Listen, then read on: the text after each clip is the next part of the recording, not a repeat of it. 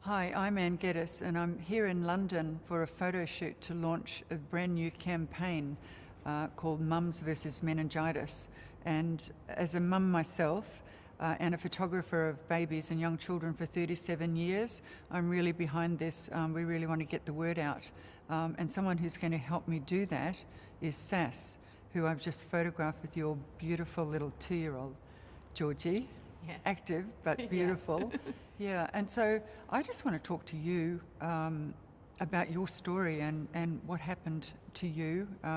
So yeah, just tell the mums who are watching a little bit about yourself and how this came to be. I think the biggest impact as a mother was around my daughter getting meningitis when she was 10 weeks old, because you've gone through all of the carrying your baby, feeling them move inside you, bonding that way, they're born, and then as a new mother you're really excited and terrified at the same time that you have this little life. Them. Yeah. And she'd had various sniffles, which is apparently normal with a newborn. They're picking up their immune system. And then just after New Year's, I remember she was quite restless in the evening. She was quite upset,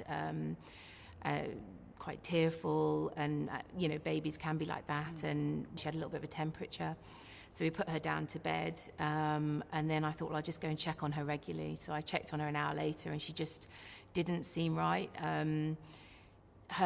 She was crying, but it was a really, it was a very odd cry. Not like one that I'd heard before when she'd been poorly, and her hands and feet had kind of a bluish tinge to them, and she had quite a high temperature still. So I phoned the NHS helpline, and they referred us to the out-of-hours consultant at our local hospital. So at 2:00 in the morning, so I drove her there, and they examined her, and he said, you know what, I think it's a virus. There's loads going around at the moment. I think she just picked up a bug being a newborn. I'm sure she'll be better in the morning. So he then sent me home. So we're driving home, and in my stomach, I just felt sick to my stomach, thinking, this doesn't feel right. It doesn't feel like it's just a bug, but I don't know what it is. Anyway, on the way home, the consultant called me on the phone and said, do you know what, I think you need to come back in. So they took her into the pediatric isolation unit at the hospital, and a consultant came in and he said, look, I'm really sorry to say this, but I suspect it might be meningitis. Yeah, it was absolutely dreadful, particularly when they mentioned the word meningitis, because from what you hear and read, that is incredibly serious, and I now knew how serious it was and that she could die. And so then she was kept in the isolation unit, and they were treating her, and then they confirmed later that it was meningitis. And it was really odd because the spots that they say to look out for, the little pinprick bruise rash, that actually then started coming out in the hours that followed, but she was already in hospital by then, having treatment. Yeah.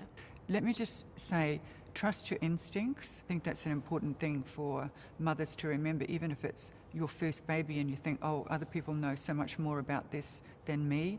Really, it's an instinct within inside yourself. And that's the message, really, that we're trying to get out, isn't it?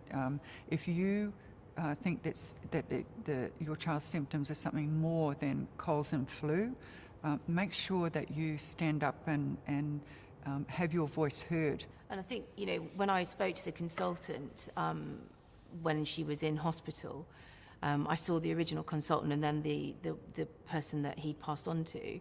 And he said, I did actually phone my colleague and have a chat. He said, because you just seemed so adamant that it wasn't just a bug.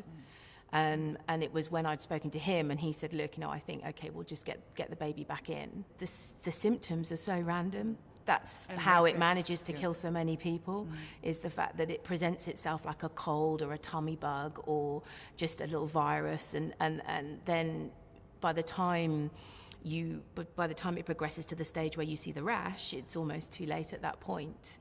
And this is the problem, is that it's knowing to be able to tell the difference between it's just a bug and putting them to bed, or taking them and rushing them back into the hospital. They do come on very, very rapidly, and what we're trying to do with this campaign is galvanise mothers around the world to just save one more life, because every life is so precious, and anything that we can do going forward to have mothers. And we're not discounting fathers and grandparents and caregivers who are with the child, giving primary care to the child. If we can just save one extra life and have mothers around the world spread the word. The way mothers feel about their children is a universal language, and babies and children are a universal language. So that's what we're trying to do here. It's so important, because it's just something that the earlier you can recognise the symptoms, the more chance you have of saving your loved one. Georgie was very lucky in the fact that it's just affected her hearing, which is one of the side effects that you can have from surviving meningitis. We were lucky in the fact that she didn't lose any limbs, and she's just taken to pieces her hearing aid thing. But she does wear hearing aids, and we sign with her, and she's thriving as a little person. So thank you so much, Sass and Georgie. Georgie? Bye. Hey, Georgie. We're learning sign language. Yeah, for sharing the story. And so for mothers around the world, I'm a mother myself, I want to spread the message, and so, you spread the message, because it's about prevention and treatment.